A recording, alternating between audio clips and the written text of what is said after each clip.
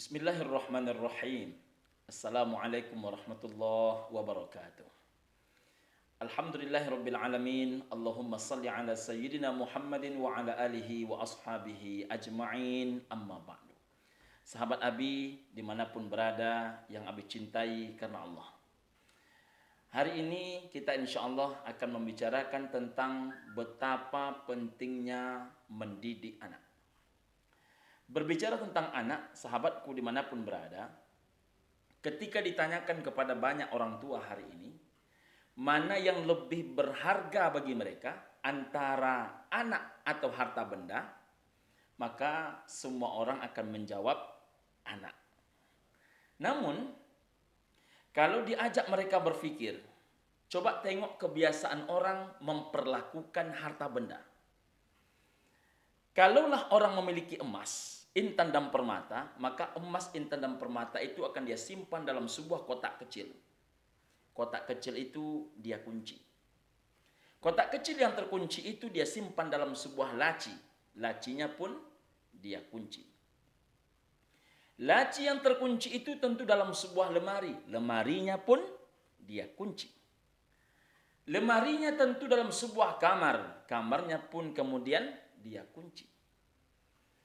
Kamar yang terkunci tadi tentunya dalam sebuah rumah. Rumahnya pun kemudian dia kunci. Rumahnya dia pagari. Pagar rumahnya pun dia kunci. Rumah yang terpagar tadi, kalau dia tinggal di sebuah perumahan menengah ke atas, maka sekelilingnya dikasih dinding yang tinggi, klaster. Dikasih paku-paku yang tajam. Dikasih kaca-kaca yang tajam. Di depan ada security, ada portal. Itu pun dikunci.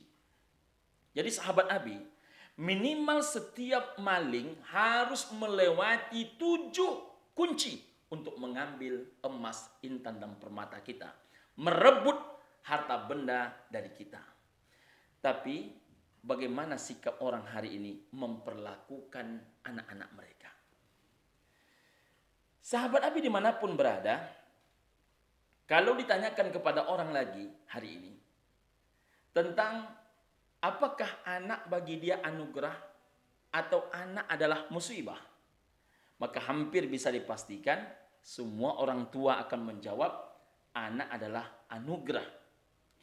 Namun salah satu hal yang paling berat menjadi pemikiran setiap orang tua hari ini adalah perangai anak-anak mereka. Yang paling banyak menyebabkan orang tua hari ini menahan sesak napas di dada, itu adalah anak-anak mereka. Bahkan tak sedikit hari ini anak menyebabkan orang tuanya sakit. Pertanyaannya sekali lagi, anak itu adalah anugerah atau anak itu adalah musibah? Sahabat Abi dimanapun berada, Nabi SAW bersabda, kullu mauludin yuladu alal fitrah. Setiap anak dilahirkan dalam keadaan suci. Jadi anak ini lebih berharga daripada emas, lebih berharga daripada intan, lebih berharga daripada permata. Dia lebih harta dibandingkan harta benda apapun namanya. Bahkan anak bukan hanya sebatas anugerah, anak adalah anugerah terbaik dalam kehidupan setiap manusia. Kapan? Ketika anaknya dalam keadaan bersih, suci, sampai ke penghujung kehidupan, atau yang kita kenal dengan istilah anak-anak yang saleh dan salihah. Tapi jika anak ini tak mampu dididik, tak mampu dijaga, tak mampu dibina, tak mampu dibimbing, maka anak akan menjadi musibah terberat dalam kehidupan kedua orang tuanya. Jangankan orang hebat, bahkan sekelas Nabi pun, Nabi Nuh alaihi salam tak mampu menunjukkan hati kan anak-anak kandung sendiri. Artinya apa? Sedangkan baik saja orang tuanya, belum dijamin anaknya akan baik. Apalagi kalau seandainya orang tua ini lalai mendidik anaknya, maka tentu anak suatu saat akan menjadi musibah terberat dalam kehidupan orang tuanya. Seorang pemerhati pendidikan, praktisi pendidikan, Bapak Profesor Dr. Arif Rahman pernah mengatakan ketika beliau berkunjung hadir ke Pekanbaru, Riau, apa kata beliau? Kalaulah gedung yang paling tinggi hari ini, saat itu gedung yang paling tinggi di Riau adalah Bank Riau Kepri. Mahal dibangun, ada yang lebih mahal daripada gedung Bank Riau Kepri. Apa itu?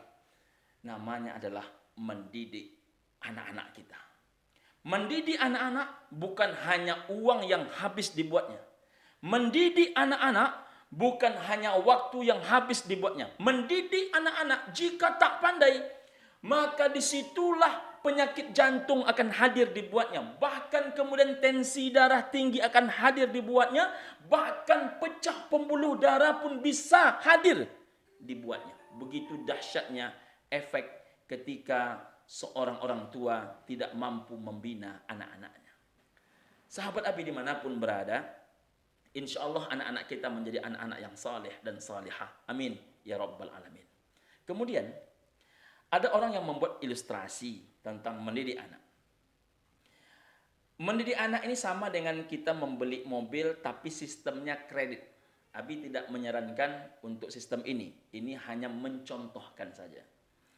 Kalau orang beli mobil sistem kredit, maka yang akan terjadi adalah jika DP-nya besar, maka angsurannya akan kecil. Tapi sebaliknya, jika DP-nya kecil, maka angsurannya akan besar. Kalau anak di awal dididik dengan cara yang tepat, ditanamkan kepadanya akidah, dikuatkan keislaman kepadanya, diajarkan dia adab dan akhlakul karimah, diajarkan kepadanya tentang salat, zakat dan puasa, diajarkan kebaikan kepadanya, diajarkan tata krama kepadanya, bertegas kita kepadanya, disiplin terhadap dirinya, menanamkan semangat mencintai ilmu begitu dalam kepada kehidupannya, maka apa yang akan terjadi ke depan? Insya Allah kita akan landai dalam mendidik mereka. Akan tetapi, jika apa yang mereka minta dapat, jika yang mereka inginkan terpenuhi, minta apapun sampai, apapun yang diinginkan lalu kita terburu-buru mengabulkan, maka kita kenyangkan mereka dengan makanan, kita berikan mereka apapun yang mereka inginkan, maka mereka ketika termanjakan, ini DP-nya kecil, maka angsurannya akan besar. Apa akibatnya? Ke depan kita akan mendaki mendidiknya. Sahabat Abi dimanapun berada, makanya orang-orang tua kita dahulu senantiasa menyampaikan nasihat. Mendidik anak itu seperti kita meluruskan bambu. Kalau bambu itu masih menjadi rebung, dibentuk macam manapun bisa. Tapi kalau rebung itu sudah mulai mengeras, mendidiknya sudah mulai agak sulit. Tetapi kalau sudah rebung ini melewati masa muda, bahkan sekarang dia sudah tua, ditebang sekalipun, dibakar sekalipun, diluruskan kembali sekalipun, banyak yang tak mau lagi kembali kepada yang kita inginkan. Artinya apa? Terlambat sedikit mendidik anak, maka akibatnya dia bukan lagi menjadi anugerah, dia akan menjadi musibah terberat dalam kehidupan setiap orang tuanya. Sahabat Abi dimanapun berada, anak merupakan kekayaan yang paling luar biasa. Saking hebatnya ketika anak mampu dibina dengan baik, maka kemudian tidak hanya berefek selama di dunia, tapi bahkan sampai setelah kematian kita. Terbayangkah oleh sahabat Abi dimanapun berada, jika ada orang telah tiada, namun dia masih dianggap ada. Ketika kapan? Ketika kebaikannya akan dilanjutkan oleh anak-anaknya. Dahulu dia rajin ke masjid, sekarang anaknya rajin ke masjid. Dahulu dia ahli sedekah, sekarang anaknya ahli sedekah. Dahulu dia penyampai kebaikan, penyampai kebenaran, anak-anaknya penyampai kebaikan, penyampai kebenaran. Allahu Akbar. Luar biasa mereka. Mereka boleh hancur, tubuhnya lebur, tubuhnya binasa, jasadnya tiada, tapi nilai amalnya tak pernah berhenti sekalipun juga. Dia telah tiada, namun dia masih ada. Sahabat Abi dimanapun berada, yang paling rugi siapa? Orang yang wujuduhu ka'adabihi. Orang yang ada, tapi sebetulnya dia tidak pernah ada. Jangankan setelah mati, semasa hidup sekalipun, dia ada. Tapi rupanya Allah tak lagi pernah memandang dia ada. Kenapa demikian? Jangankan kebaikan dari anaknya, dari dia pun tidak. Hari ini kita menyaksikan banyak orang, sahabat Abi dimanapun berada, sudahlah dia tidak berbuat kebaikan. Kebaikan pun tak sampai kepada anak-anaknya. Maka anaknya justru mengalirkan dosa kepada mereka. Tak sedikit hari ini pertengkaran disebabkan oleh harta warisan. Tak sedikit hari ini pertengkaran disebabkan oleh berapa banyak yang kita tinggalkan. Bahkan ada seorang praktisi pendidikan pernah bercerita dengan Abi dalam sebuah diskusi. Apa kata beliau? Saya ketika ada tokoh-tokoh di kampung halaman saya ini sakit, maka saya dipanggil ke rumah sakit.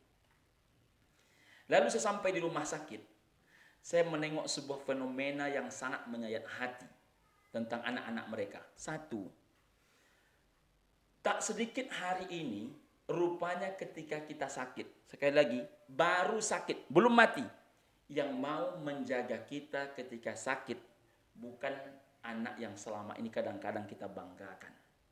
Kita banggakan sekolah mereka, kita banggakan master mereka, kita banggakan doktor mereka, kita banggakan, mohon maaf, PNS mereka, ASN mereka, jabatan mereka. Tapi rupanya ketika kita sakit, yang paling banyak menjaga kita adalah anak-anak kita yang putus sekolah. Abi tidak menjadikan ini sesuatu untuk menjudge orang lain, tetapi sebuah fenomena. Sahabat Abi dimanapun berada. Yang kedua, apa kata beliau? Yang paling saya sedihkan,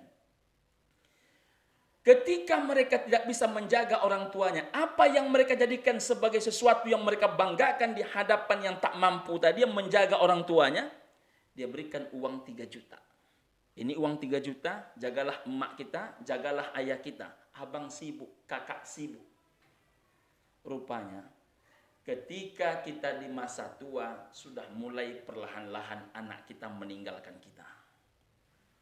Dan tak sedikit kejadian, setelah ayah bundanya dikuburkan, kadang belum dikuburkan, harta benda sudah menjadi perebutan. Na'udzubillahi min dzalik. Makanya sahabat Abi dimanapun berada, hari ini banyak orang cemas tentang kondisi COVID.